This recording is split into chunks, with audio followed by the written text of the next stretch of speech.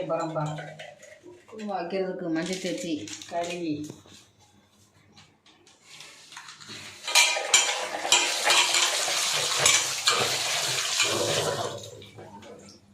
அந்த நீச்ச வாடையெல்லாம் மூணு பார்த்துக்கோங்க.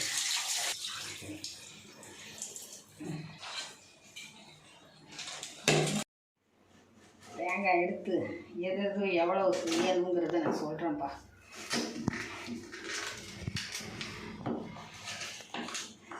இவ்வளோ தேங்காய்ப்பா, இவ்வளோ தேங்காய் குருமா வைக்க போகிறேன். சிக்கன் குருமாவுக்கு இவ்வளோ தேங்காய் போட்டிருக்கேன். அது கூட பார்த்துக்கோங்க, இவ்வளோ இஞ்சி, கொஞ்சமாக பூண்டு, 3 முந்திரி, இந்த பட்டை, சோம்பு கொஞ்சோடி வச்சு அரைக்க போகிறேன். அதுக்கப்புறம் அரைச்சிட்டு சிக்கன் மசாலா இது போட்டு தாளிக்கும் போது காமிக்கிறப்பா.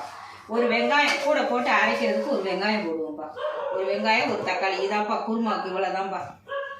எண்ணெய் கொஞ்சம் ஊற்றிக்கணும். எண்ணெய் ஊற்றிட்டு அதுக்கப்புறம் பார்த்துக்கோங்க, கொஞ்சோடி சோம்பு, 2 லவங்கம், ஒரு அன்னாச்சி பூவு, இலை. இவ்வளோதாம்மா குருமாவுக்கு தாளிக்கிறது. வெடித்த உடனே கொஞ்சோடி ஒரு 1.5 வெங்காயம் போட்டு அரைச்சிருக்கேன். 1.5 வெங்காயம் நறுக்கி வச்சுருக்கேன்ப்பா. பொரிஞ்ச உடனே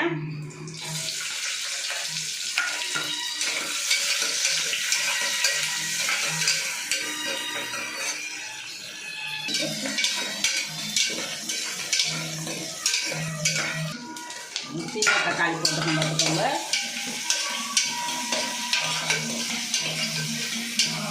நல்லா வதக்கிடணும் பார்த்துக்கோங்க. வதக்குறது தான் நல்லா கொஞ்சம் தக்காளி வெங்காயம் எல்லாம் நல்லா வதங்கணும்.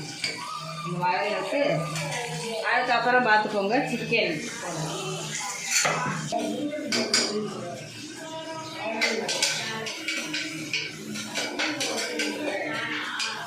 சிக்கனை போடணும். சிக்கன்ப்பா, சிக்கனுக்கு நான் சொல்லியிருக்கேன்.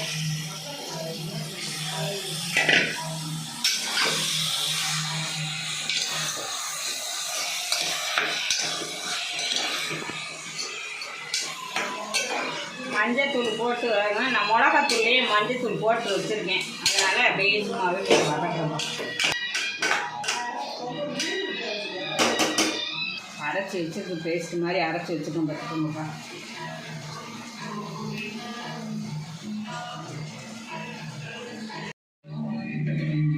வீட்டில் அரைச்ச மிளகாத்தூள்ப்பா, 2 ஸ்பூன் மிளகாத்தூள்ப்பா. என்ன அதை போட்டுக்கிறேன் பார்த்துக்கோங்க. கொஞ்சோடி சிக்கன் மிளகாத்தூள், சிக்கன் குழம்பு மிளகாத்தூள் கொஞ்சோடி போட்டுக்கிறேன். ஒரு 1/2 ஸ்பூன் போட்டால் போதும். போட்டு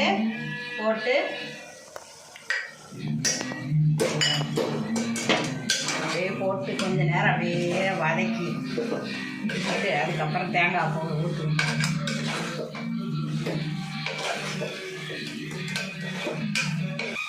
இப்போ நல்லா பார்த்துக்கோங்க, நல்லா வதக்கிடணும். இப்போ வதக்கிட்டு இப்போ நம்ம அரைச்சி வச்சுக்கிற பேஸ்ட் எடுத்து ஊற்றணுப்பா. இது ஊற்றுறோம்.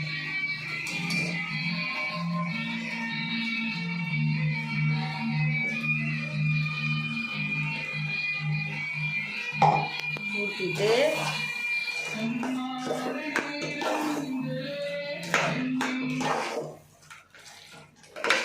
பார்த்துக்கோங்க, நல்லா அப்படியே வதக்கணும். கொஞ்சம் நேரம் அப்படியே இருக்கட்டும். இட்டு தேவையான தண்ணி ஊற்றி அப்புறம் இது பண்ணுவோம். அரைச்சிருக்கு அதனால நல்லா இருக்கும் பார்த்துக்கோங்க. இந்த சிக்கன் குருமா சூப்பராக இருக்கும் பார்த்துக்கோங்க. சாப்பிட்றதுக்கு 2 சாப்பிட்ற இடத்துல 4 சாப்பிடுவாங்க பார்த்துக்கோங்க. இப்போ தேவையான தண்ணியை ஊற்றி உப்பு போட்டு மூடி வச்சிட வேண்டியதான். அதுக்கப்புறம் ஒரு விசில் வந்த விட்டு இறக்க வேண்டியதான் பார்த்துக்கோங்க.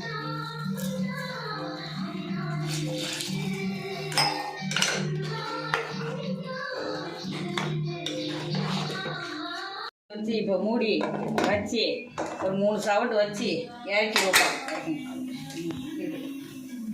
இப்போ பாருங்கப்பா, இப்போ ஓப்பன் பண்ண போகிறேன். ஓப்பன் பண்ணி எப்படி இருக்குன்னு பாருங்கப்பா. அது கொஞ்சம் மல்லித்தலை போட்டுட்டு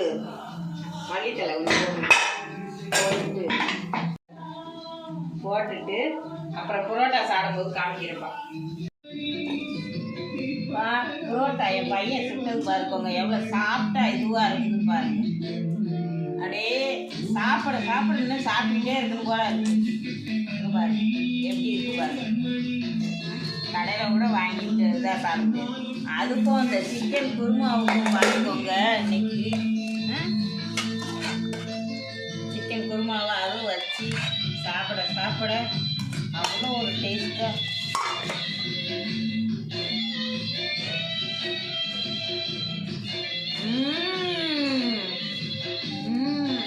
சூப்பராக இருக்குமா.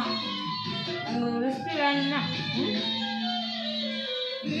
உங்களுக்கு இந்த ரெசிபி வேணும்னா சொல்லுங்க. பெரிய வீடியோ போட்டிருக்கோம், அதில் பாருங்கம்மா, பார்த்து தெரிஞ்சுக்கோங்கம்மா. லைக் பண்ணுங்க, ஷேர் பண்ணுங்க, கமெண்ட் பண்ணுங்க.